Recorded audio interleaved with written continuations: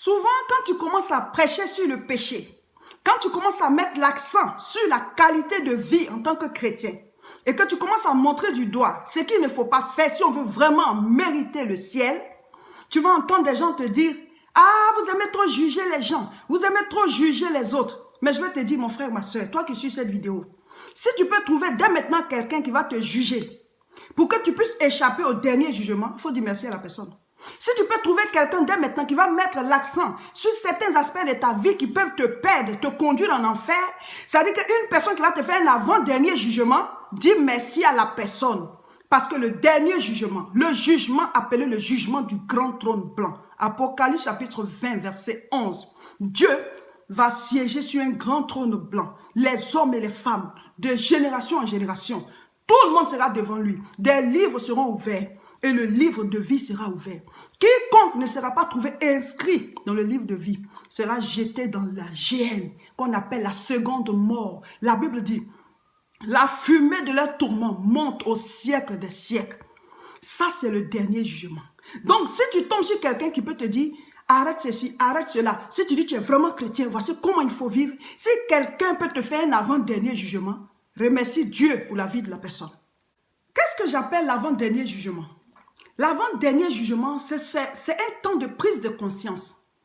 Un temps où on fouille sa propre vie. Un mea culpa. Tu te regardes toi-même dans le fond. Est-ce que je suis chrétien? Est-ce que je suis né de nouveau? Jésus-Christ lui-même, qui est le Fils bien-aimé de Dieu, à la croix de Golgotha, lorsqu'il portait les péchés de l'humanité, quand nos péchés à nous tous étaient sur lui, à cette heure précise, Dieu a dû le quitter. Dieu s'est séparé de lui. Dieu a abandonné Jésus. Pas que Jésus avait péché. Il est saint, il n'a pas commis de péché. Mais il devait porter nos péchés à la croix. Donc à cet instant précis, Dieu a dû l'abandonner parce que Dieu, il est saint. C'est là que Jésus a dit la fameuse phrase « Eli, Eli, lama sabachthani » qui signifie « Mon Dieu, pourquoi m'as-tu abandonné » Matthieu 27, verset 46. Donc, à cause de ce que le péché était porté par Christ à la croix, Dieu a dû l'abandonner. Mais certaines personnes vivent dans le péché. Pas qu'elles portent les péchés de qui que ce soit, non, parce que c'est Christ seul qui pouvait porter nos péchés. Elles vivent dans le péché. Hommes comme femmes, on pratique l'abomination, l'impudicité, la fornication, l'adultère, une vie de mensonge. On est là de scandale en scandale. Et puis on est ivre d'alcool. Mais dès qu'on prend le micro pour soi-disant prêcher, alors c'est l'onction. Les gens ils sont remplis. Il y a des miracles, il y a des guérisons. Et on dit le Saint-Esprit est là. Le Saint-Esprit est là. Dites-nous, mon frère, ma soeur, dis-moi, d'où vient cette onction? D'où vient-elle? Si Dieu a dû abandonner son propre fils, son fils unique qui est venu mourir pour nous à cause de ce qu'il portait le péché, pas qu'il a péché, il portait seulement le péché, Dieu a dû l'abandonner. Toi, tu vis dans le péché, tu es dans l'abomination, la fornication, l'adultère, mais le Saint-Esprit est là seulement, il se manifeste seulement. Non, faut pas déconner, faut pas déconner. Dites-nous d'où vient cette onction. Parce que si c'est le Saint-Esprit, c'est pas à ton tour qui va refuser d'être saint. Dieu ne reste pas là où il y a la fornication. Dieu ne reste pas dans l'adultère. Dieu ne reste pas dans le péché. Dieu ne reste pas dans toutes sortes de scandales. Le Saint-Esprit, il est saint. Dites-nous d'où vient cette onction. Tous les hommes de Dieu ne vivent pas dans le péché. Et heureusement d'ailleurs. Toutes les servantes de Dieu ne vivent pas dans le péché. Et heureusement d'ailleurs. Mais comme il y en a qui vivent dans le péché, les soi-disant hommes de Dieu, les soi-disant servantes de Dieu, parce que Dieu il connaît ses serviteurs, Dieu connaît ses servantes. Donc, comme il y en a qui trompent le peuple et qui veulent gâter le nom de Dieu, qui eux, quand tu les vois, tu as l'impression que, en tout cas en passant par eux, tu seras sauvé. Mais au fond, c'est des tombeaux blanchis. Comme il y en a de plus en plus, de temps en temps, il faut tirer sur la sonnette d'alarme. De temps en temps, il faut tirer sur la sonnette d'alarme. Je ne suis pas en train de dire que moi, je suis au-dessus de la mêlée et que je vais rentrer au ciel avant quelqu'un. Mais Dieu utilise toujours la bouche de quelqu'un pour pouvoir avertir tout le monde. L'avertissement me concerne moi-même, mon frère, ma soeur.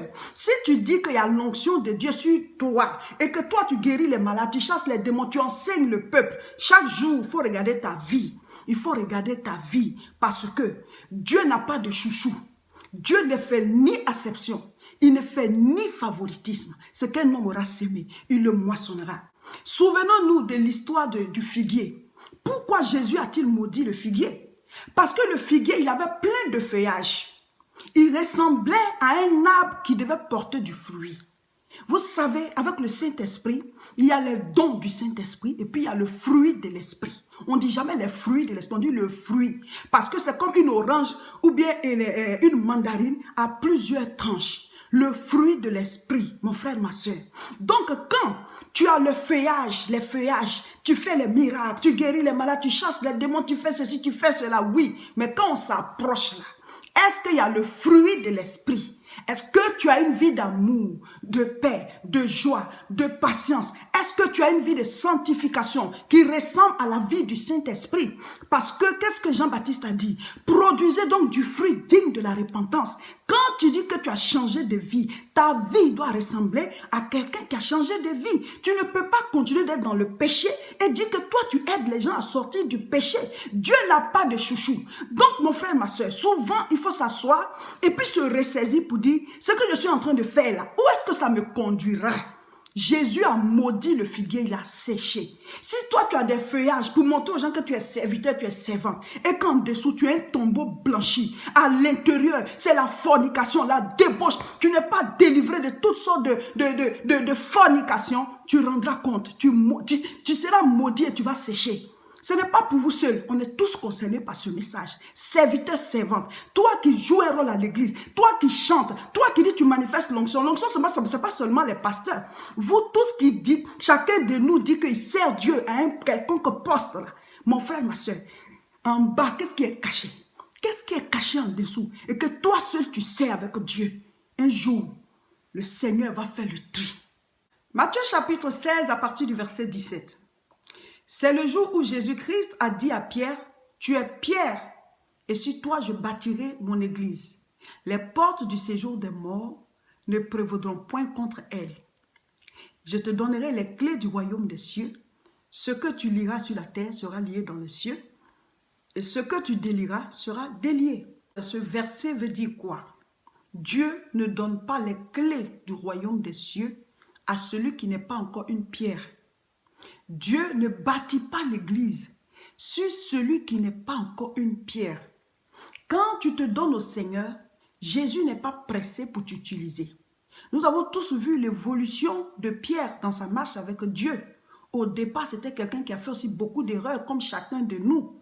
Parce que souvent, quand on commence à mettre le doigt sur les péchés des chrétiens et même des hommes de Dieu, des soi-disant hommes de Dieu, certains se plaignent pour dire, ah, mais on peut tomber, non? Oui, on peut tomber, mais certains ne tombent pas. Ils vivent dans la chute régulièrement. Et celui qui tombe régulièrement n'est pas un adulte spirituel, c'est un enfant. Parce que ce sont les enfants qui tombent.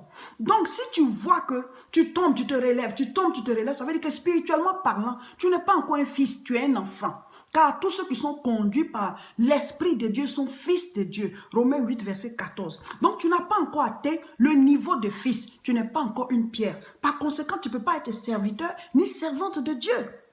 Il faut faire son mea culpa. Est-ce que je peux tenir le ministère? Est-ce que je peux vraiment aider les autres? Puisque moi-même, je n'arrive pas encore à me débarrasser de la fornication, de la débauche, de l'adultère. Je vis dans le mensonge. Je connais moi-même ma vie. Je ne suis pas prêt. Je ne suis pas encore une pierre. Donc, retire-toi de l'œuvre et prends le temps pour que Dieu te transforme d'abord toi.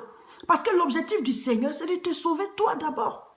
Même si toi, tu n'es pas là, Dieu peut utiliser quelqu'un d'autre pour sauver les gens. Mais non, on bâtit sur le faux.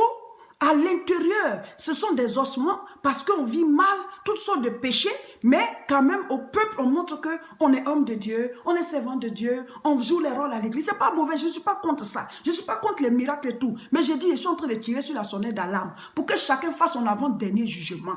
Mon frère, ma soeur, si tu n'es pas une pierre, tu ne peux pas recevoir le pouvoir pour que Christ bâtisse l'église sur toi. Si tu n'es pas une pierre, tu ne peux pas recevoir le pouvoir pour que tu vas lier, pour que ce soit lié dans les cieux, pour que tu puisses te délier, pour que ce soit délié dans les cieux. Tu n'es pas prêt, tu es encore enfant. Et quand Jésus l'a dit à Pierre, mais regardez Pierre dans sa marche avec le Seigneur.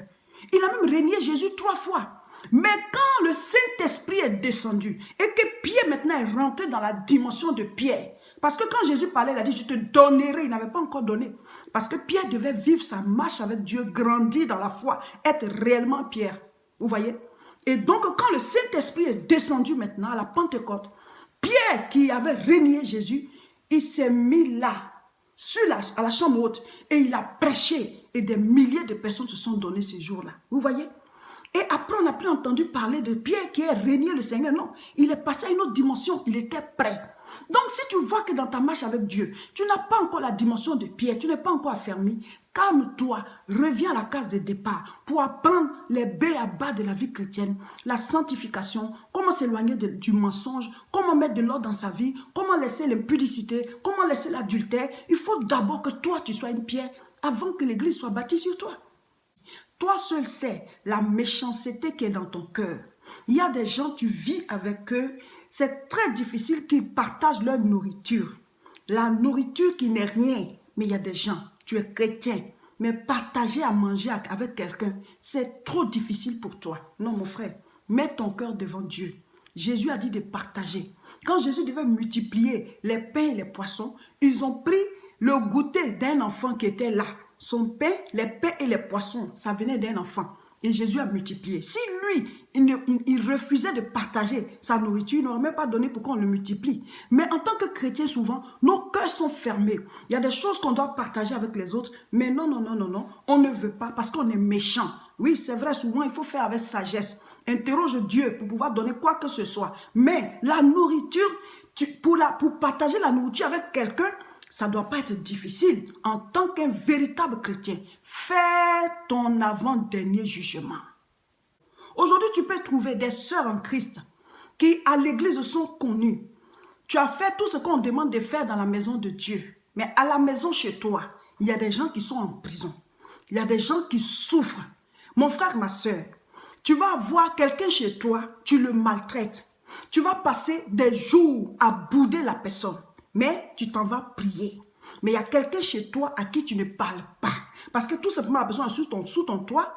Cette personne a fait une bêtise. Tu n'es pas capable de la faire asseoir pour dire ça ne fais plus parce que ça ne me plaît pas. Voici comment tu dois vivre si tu veux vivre chez moi, qu'il y ait la paix pour libérer la personne. Non, non, non. Tu vas faire vivre à cette personne l'enfer chez toi. Mais tu dis tu es chrétien. Est-ce que si la trompette sonne à cet instant, tu seras sauvé?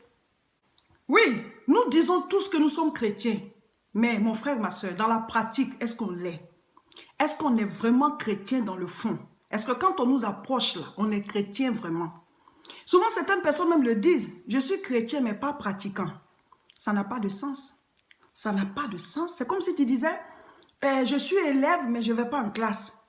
Tu n'es pas un élève. Tu n'es pas un élève. Mais je travaille dans telle entreprise mais j'y vais pas. Tu n'y travailles pas. Donc, il ne faut pas créer un autre sens à la vie chrétienne. Où on l'est, où on ne l'est pas. Jésus n'a pas besoin de sympathisants. Il a besoin de disciples. Il dit, allez faire de toutes les nations des disciples. Ma soeur, il faut faire ton avant-dernier jugement. Mon frère, fais ton avant-dernier jugement avant que Dieu lui-même ne fasse le dernier jugement. Quand tu dis, je suis chrétien, ça veut dire que je suis un petit Christ. Ce que je dois faire, c'est ce que Christ... S'il était à ma place, ce qu'il allait faire, c'est ce que je dois faire. C'est comme ça. Parce que ce n'est plus nous qui vivons, c'est Christ qui vit en nous.